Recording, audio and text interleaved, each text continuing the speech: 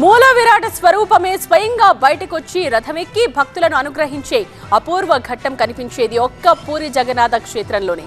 శ్రీక్షేత్రంలోని రథయాత్ర దేశంలో జరిగే అన్ని రథయాత్రల కంటే భిన్నం. పైగా ఈసారి సీక్రెట్ ఛాంబర్ కూడా తెరుచుకోబోతోందని చెప్తున్నారు. 38 ఏళ్లుగా తెరుచుకొని ఆ రహస్య గదిలో ఏముందసలు? జగన్నాథుని రథయాత్రలోనే ఆ సీక్రెట్ ఛాంబర్ తెరుస్తారా?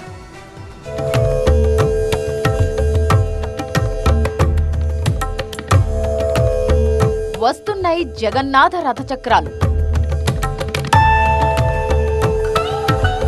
ఆషాఢ శుద్ధ తదియన రథయాత్ర 12 రోజుల పాటు జరిగే ఉత్సవం. హాత్రస్ ఘటన నేపథ్యంలో భారీ ఏర్పాట్లు. శ్రీక్షేత్రం ముస్తాబైంది. 16 చక్రాల భారీ రథంపై ఊరేగుతూ భక్తులను అనుగ్రహించడానికి పూరి జగన్నాథుడు సిద్ధమయ్యారు. ఏటా ఆషాఢ శుద్ధ తదియ రోజున జరిగే పూరి జగన్నాథుని రథయాత్రను వీక్షించేందుకు దేశం నలుమూలల నుంచి ఇప్పటికే భక్తులు తరలివచ్చారు. 25 ఏళ్ల తర్వాత ఒడిశాలో ప్రభుత్వం మారింది. 25 ఏళ్ల తర్వాత బీజేపీ ప్రభుత్వ హయాంలో మొదటిసారి జరుగుతున్న రథయాత్ర ఇది. అందుకే ఈసారి కూడా నిర్విఘ్నంగా విజయవంతంగా రథయాత్ర జరిపేందుకు భారీ ఏర్పాట్లు చేసింది ఒడిశా ప్రభుత్వం. జగన్నాథుడి రథయాత్ర సందర్భంగా ఒడిశాలో 2 రోజుల పాటు సెలవులు ప్రకటించారు. జూలై 7న అత్యంత ప్రతిష్టాత్మకంగా నిర్వహించే రథయాత్రకు అన్ని ఏర్పాట్లు చేశారు. ఈసారి జరిగే రథయాత్రకు రాష్ట్రపతి ద్రౌపది ముర్ము సైతం వస్తున్నారు. దీంతో భద్రత కూడా భారీగా పెంచారు. 7వ తేదీన పూరి జగన్నాథ స్వామి రథయాత్ర ఉత్సవంతో పాటు అదే రోజున నవయవ్వన వేడుక, నేత్రోత్సవం, ఘోషయాత్ర వంటి ఘట్టాలు కూడా నిర్వహిస్తారు. ఈ రథయాత్రలో శ్రీకృష్ణుడు, బలరాముడు, సుభద్రాదేవత మూర్తులను పూరి నగర వీధుల్లో ఊరేగిస్తారు. పూరి రథయాత్ర దేశంలోనే అత్యంత నేత్ర పర్వంగా సాగే ఊరేగింపు. ఇందులో ఉపయోగించే రథం దాదాపు 45 అడుగుల ఎత్తుతో 35 చదరపు అడుగుల వైశాల్యంతో ఉంటుంది. 7 అడుగుల వ్యాసం కలిగిన 16 చక్రాలుంటాయి. రథయాత్ర కోసం ప్రతి సంవత్సరం కొత్త రథాన్ని తయారు చేస్తుంటారు. ప్రతి ఏటా 9 మంది శిల్పులు, 125 మంది సహాయకులు కలిసి అక్షయ తృతీయ నాడు రథం నిర్మాణం మొదలు పెడతారు. ఆషాఢ శుద్ధ పాఠ్యమి నాటికి రథ నిర్మాణాలు పూర్తి చేస్తారు. దాదాపు 4000 మంది భక్తులు ఈ రథాన్ని లాగుతారు. ఈ యాత్ర పూరి నుంచి గుడించా దేవాలయం వరకు సాగుతుంది. అత్యంత మనోహరంగా సాగే ఈ రథయాత్రను చూడటానికి దేశం నలుమూలల నుంచి 5 లక్షల నుంచి 8 లక్షల మంది భక్తులు వస్తుంటారు.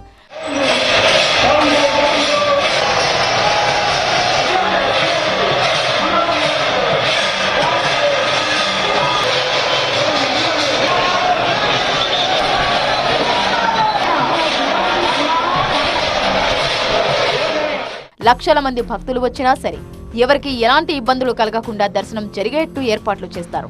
ఒకే రోజు 8 లక్షల మందికి దర్శన భాగ్యం దొరకడం పూరిలో ఓ విశేషం. ఇన్ని లక్షల మంది దర్శనానికి వచ్చినా ఏ చిన్న ప్రాబ్లం కూడా రాదు. ఎందుకంటే ఇక్కడ ఒకేసారి 10 వరుసల్లో నిలబడి దర్శనం చేసుకోవచ్చు. గుడిలోకి వెళ్లే దారి, బయటకు వచ్చే దారి వేరువేరుగా ఉంటాయి. ఇక వంటగది నుంచి స్వామివారికి ప్రసాదాలు తెచ్చే మార్గం మరొకటి ఉంటుంది. రోజులో 3-4 సార్లు భారీగా నైవేద్యాలు సమర్పిస్తారు.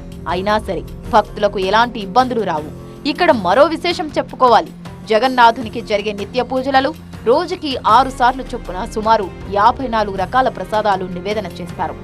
ఏడాదంతా ఇన్ని రకాల ప్రసాదాలు ఆరగించే స్వామికి ఆరోగ్యం దెబ్బతింటుందేమోనన్న భావనతో రథయాత్ర సమయంలో నైవేద్యాలకు ఆటవిడుపు ప్రకటిస్తారు.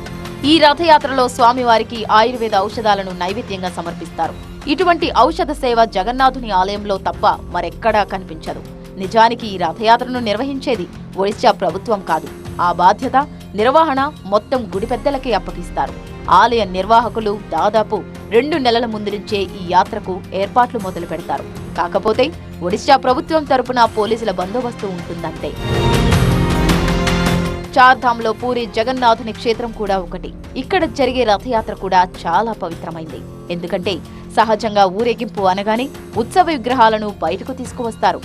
కానీ పూరి జగన్నాథాలయంలో అలా కాదు. మూల విరాట్ విగ్రహాలను ఊరేగిస్తారు. స్వయంగా శ్రీకృష్ణుడే బలరాముడు, సుభద్రలతో కలిసి ఏడాదికోసారి గుడి నుంచి బయటకు వస్తాడు. దాదాపు 5 అడుగుల 7 అంగుళాల ఎత్తు ఉండే జగన్నాథుడి విగ్రహాన్ని ఆలయ ప్రాంగణంలో నుంచి బయటకు తీసుకువస్తుంటే చూడాలి. ముగ్ధ మనోహరంగా ఉంటుంది ఆ దృశ్యం.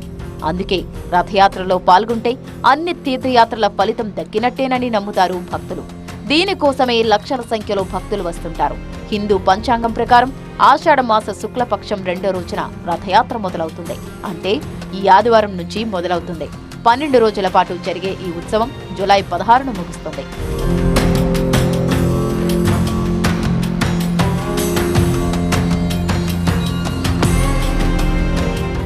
పూరి జగన్నాథుడు గత పార్లమెంటు ఎన్నికల్లో ఎన్నికల ప్రచారాంశంగా మారారు. రత్నభండార్ గది తాళం చెవి కనిపించడం లేదంటూ స్వయంగా ప్రధాని మోదీ ఆరోపించారు. 11వ శతాబ్దంలో జగన్నాథుడు, బలభద్రుడు, సుభద్ర పూరి క్షేత్రంలో కొలువు తీరారు. 1000 సంవత్సరాలుగా ఎందరో రాజులు, భక్తులు, ప్రభుత్వాలు ఈ గుడికి బంగారు ఆభరణాలు, వజ్ర వైఢూర్యాలు సమర్పించారు. ఆ సంపద రత్నభండార్ అనే గదిలో భద్రపరిచారు. ఈ నిధి ఉంచిన రత్నభండార్లో 2 గదులుంటాయి. ఒకటి బిత్తర్ భండార్ అంటే లోపలి గది, రెండోది బాహర్ భండార్ అంటే బయటి గది. వీటిలో బాహర్ భండార్ను అవసరమైనప్పుడు తెరుస్తుంటారు. కానీ బిత్తర్ భండార్ గదిని గత 38 ఏళ్లలో ఒక్కసారి కూడా తెరవలేదు. దీంతో అసలు ఎన్ని ఆభరణాలున్నాయి, ఎన్ని మిస్ అయ్యాయి అనే ప్రశ్న ఉత్పన్నమైంది. చివరిసారిగా 1978లో లోపల గదిని తెరిచి సంపద లెక్క పెట్టినప్పటికీ ఎంత సంపద ఉందనేది అప్పటి ఆలయ నిర్వహణ కమిటీ బయటపెట్టలేదు. 2018 ఏప్రిల్ 4న రత్నభండార్ లోపలి గదిని తెరవాలని చూసినా తాళం లేకపోవడంతో గది తెరవలేదు. నిజానికి లోపల గది తాళం చెవి పూరి జిల్లా కలెక్టర్ దగ్గర ఉండాలి. కానీ ఆ తాళం చెవి ఏమైందో తెలియదు. దీంతో ఈ అంశాన్నే ఎన్నికల ప్రచారంలో ప్రయోగించారు ప్రధాని మోదీ. ఒడిశా ప్రజలకు పూరి జగన్నాథుడంటే ఎనలేని భక్తి, చాలా సెంటిమెంట్ కూడా. అందుకే లోపల గది తెరవాలన్న డిమాండ్ గట్టిగా వినిపించింది. ఈసారి జరిగే రథయాత్ర కోసం రత్నభండార్ను తెరవాలని జగన్నాథ ఆలయ నిర్వహణ కమిటీకి విజ్ఞప్తులు కూడా వచ్చాయి. శ్రీ జగన్నాథ్ టెంపుల్ యాక్ట్ 1955 ప్రకారం ప్రతి 3 ఏళ్లకు ఒకసారి రత్నభండార్ను తెరిచి లోపల సంపదను లెక్కించాల్సి ఉంటుంది. దీంతో 38 ఏళ్లుగా తెరుచుకొని బిత్తర్ భండార్ తలుపులు ఈసారి తెరుచుకుంటాయని చెబుతున్నారు.